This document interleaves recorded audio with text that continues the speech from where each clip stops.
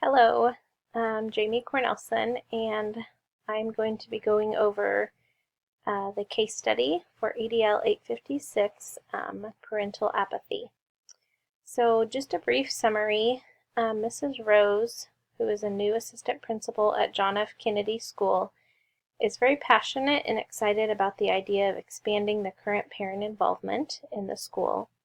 The principal agrees to host a meeting on parent involvement, but as few as 8 parents show up, and this is very discouraging to both the principal and Mrs. Rose.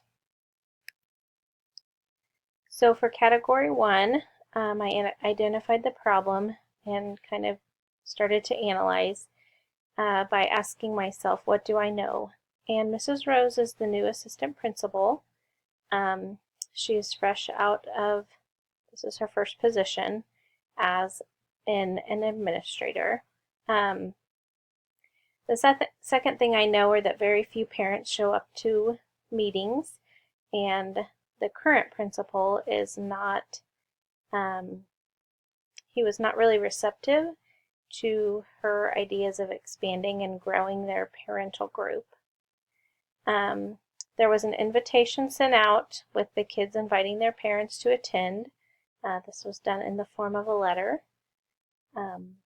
And I know that 8 parents showed up to the meeting the evening that it was being held.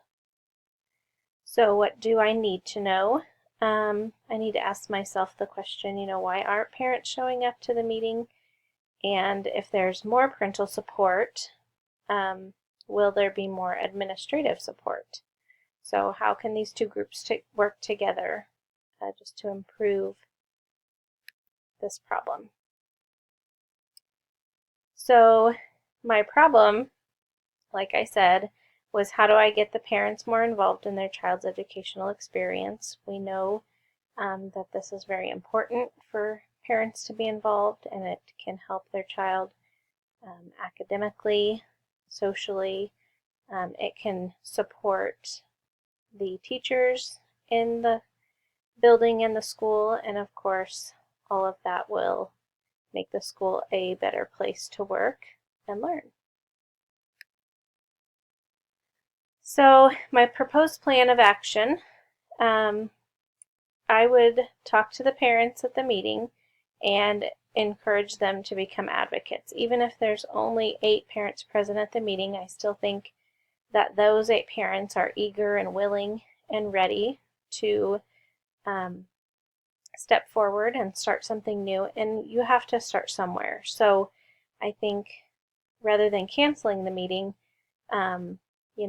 just get started with that small group. Sometimes it's easier to start small and then you can work your way up. I would also find a few teachers who would be willing to help.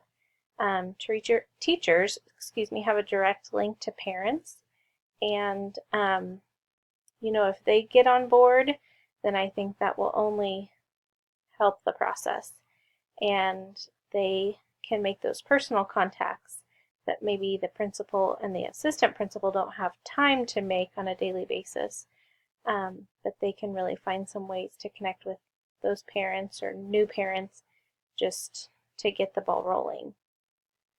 And then instead of, or in addition to, I should say, just sending paper letters, I would see how else can we expand the means of communication.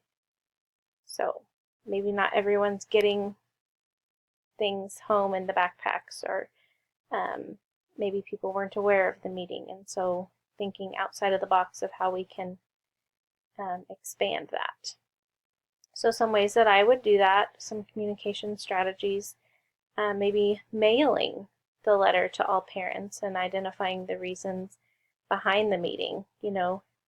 Telling them more might spark an interest or get them more willing to be involved. Putting some information on the school website would be good.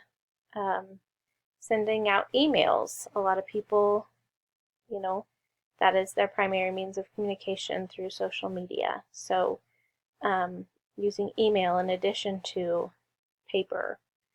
Putting an announcement in the newspaper TV, radio, just getting it out there. If you really advertise it well, I think that the more they hear about it, that repeated exposure, they're going to know that the school is really wanting to reach out with it to them about this, and they might be more apt to eventually start to listen.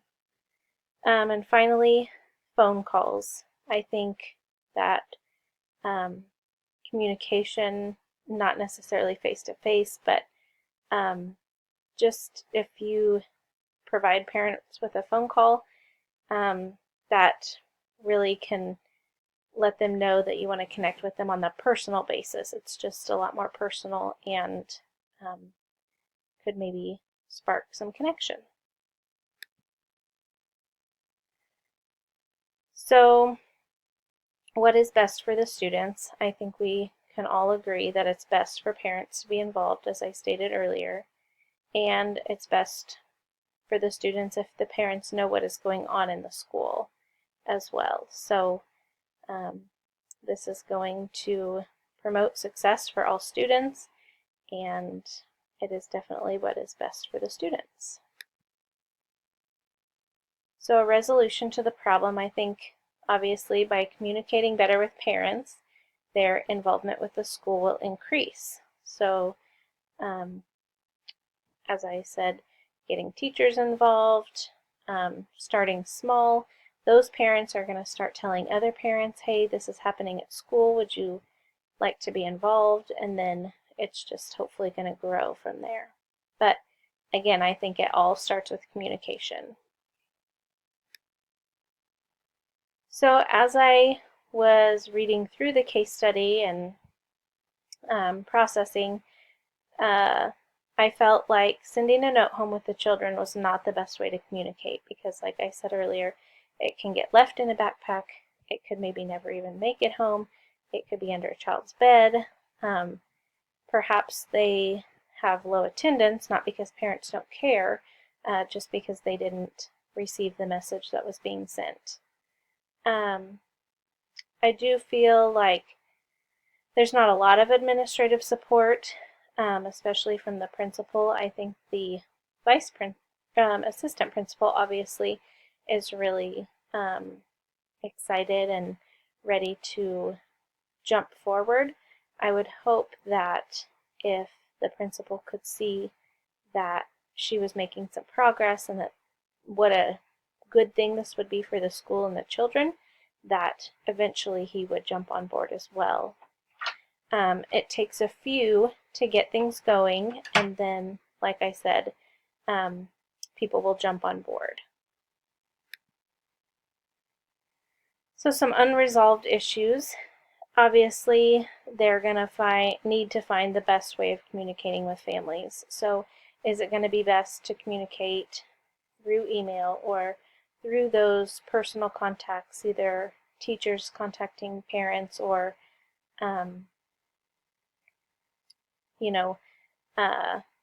is it going to work best for parents to communicate with other parents to get them involved? Is social media going to work? Is email going to be the best? Just figuring out, what is our best way to communicate with these families. And then what will the support look like? So obviously the assistant principal is kind of heading this up. What will be her role in supporting the parent organization, and how much reign will she have over things, or will the principal want to step in and be there as an additional support, or is he just going to kind of let her take it and run?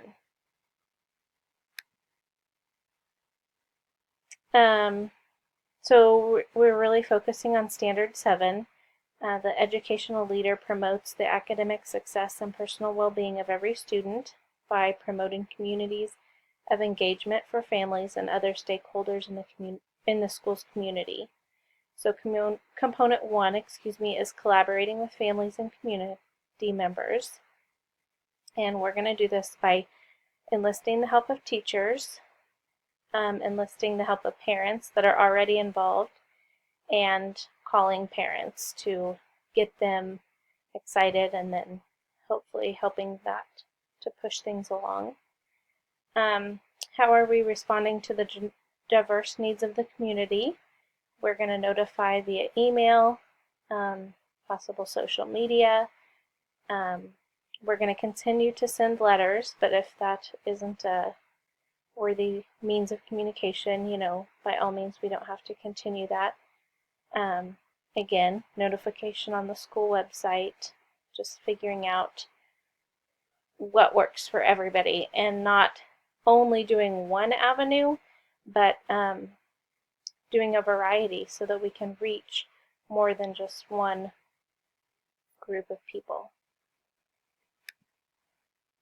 And finally, mobilizing community resources. We're going to use newspaper, radio, TV, again, just involving more means of communication so that it's throughout the entire community. And this concludes my presentation. So, thank you.